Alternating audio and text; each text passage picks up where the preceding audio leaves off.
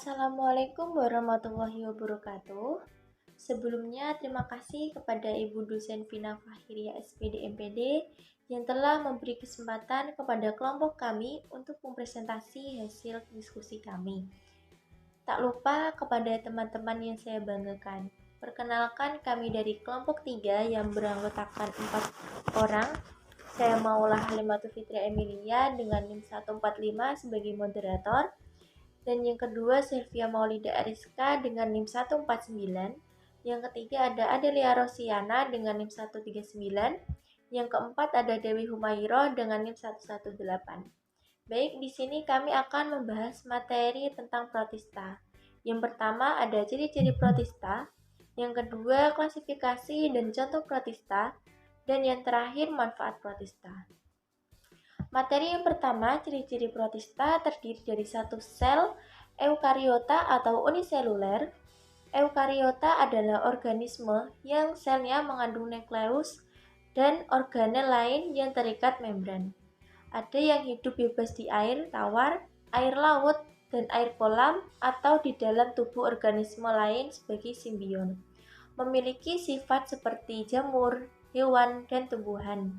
Bersifat eukariotik, tidak memiliki klorofil, dapat menghasilkan spora, dan bersifat heterotrof. Protista memiliki 3 cara untuk memperoleh makanan yang beragam.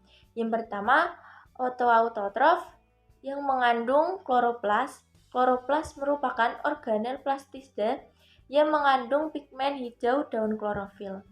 Yang kedua, heterotrof yang mengabsorpsi molekul organik atau memakan partikel makanan yang lebih besar. Dan yang ketiga, nixotrof yang melakukan fotosintesis dan heterotrof. Selanjutnya, cara reproduksi protista. Protista mirip jamur, ada 3. Myxomycota atau jamur lendir berproduksi dengan cara aseksual dilakukan dengan membentuk sporangium dan seksual dilakukan dengan signami antara sesama sel.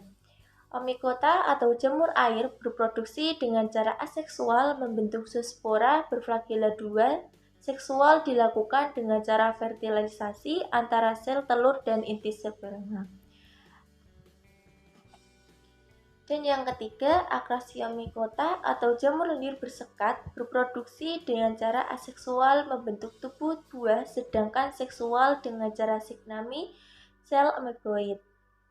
Yang kedua ada protista mirip hewan, ada 2, yaitu Schizopoda berproduksi menggunakan cara aseksual berkembang biak dengan cara pembelahan biner.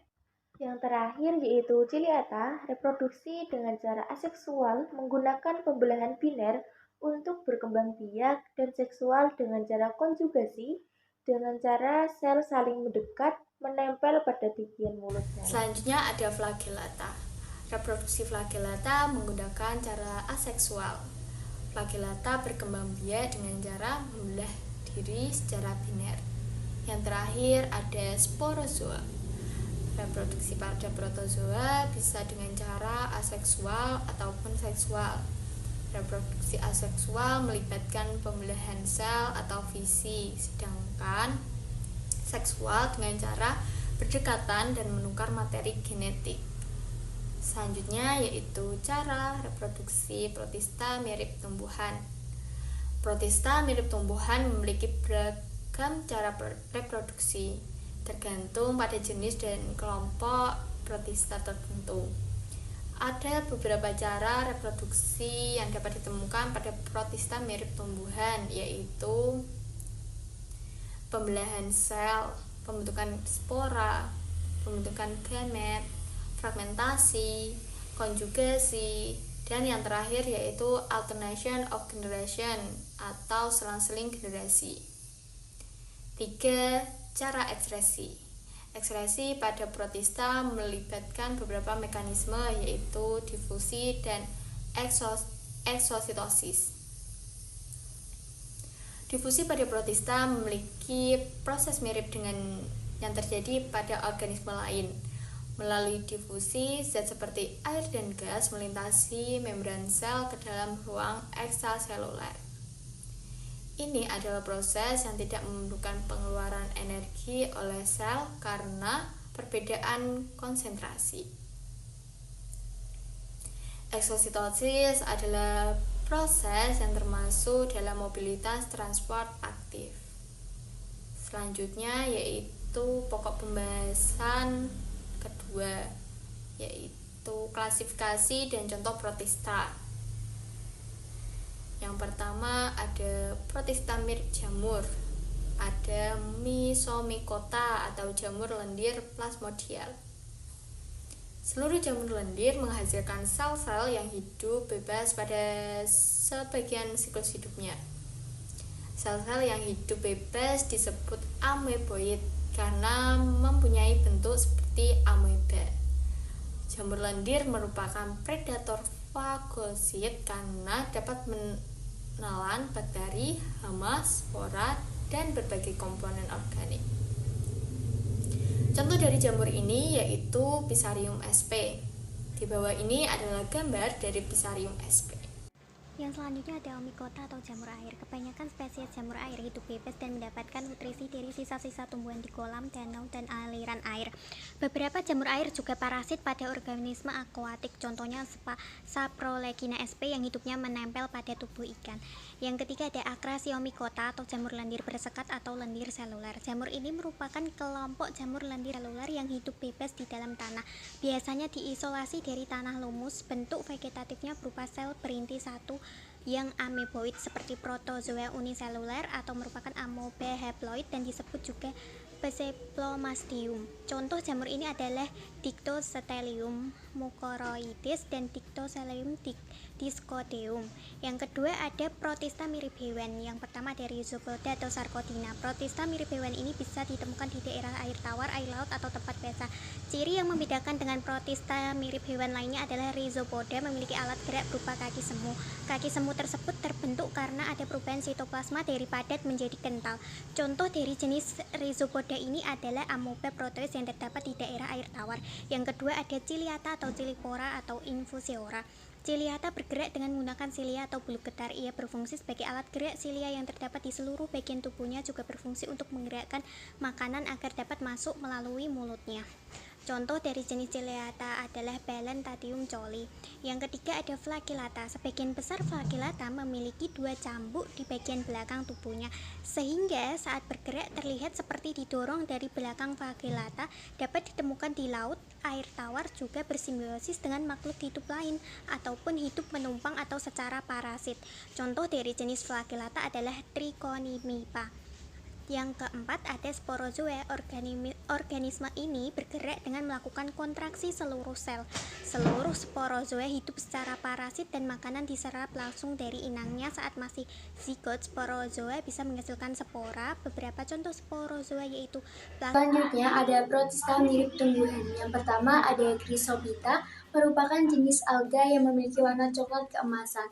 Mereka hidup di air tawar, tanah yang lembab, dan lautan. Pigmen warna yang dominan pada Chrysophyta adalah pigmen kuning atau koroten, klorofil A dan klorofil C. Contoh dari jenis ini adalah diatom. Lalu ada Eclenophyta. Jenis ini merupakan organisme uniseluler yang memiliki flagel atau bulu cambuk. Mereka juga memiliki stigma yang berfungsi untuk menangkap cahaya dan kloroplas untuk membuat makanannya sendiri dengan cara fotosintesis. Namun, mereka akan berfotosintesis ketika memiliki cahaya yang cukup. Contoh dari jenis protista ini adalah Eclena atau berwarna hijau. Selanjutnya ada Dinoflagellata. Memiliki julukan lain yaitu ganggang api. Dikarenakan kemampuannya yang bisa memancarkan cahaya pada malam hari, Dinoflagellata bisa meningkatkan jumlah populasinya pada keadaan tertentu.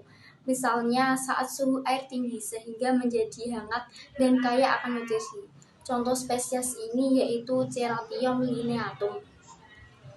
Yang keempat ada Chlorophyta. Biasanya disebut sebagai alga hijau, memiliki warna tubuh kehijauan. Hal ini karena pigmen warna dominan yang terdapat pada tubuh mereka adalah klorofil A dan klorofil B.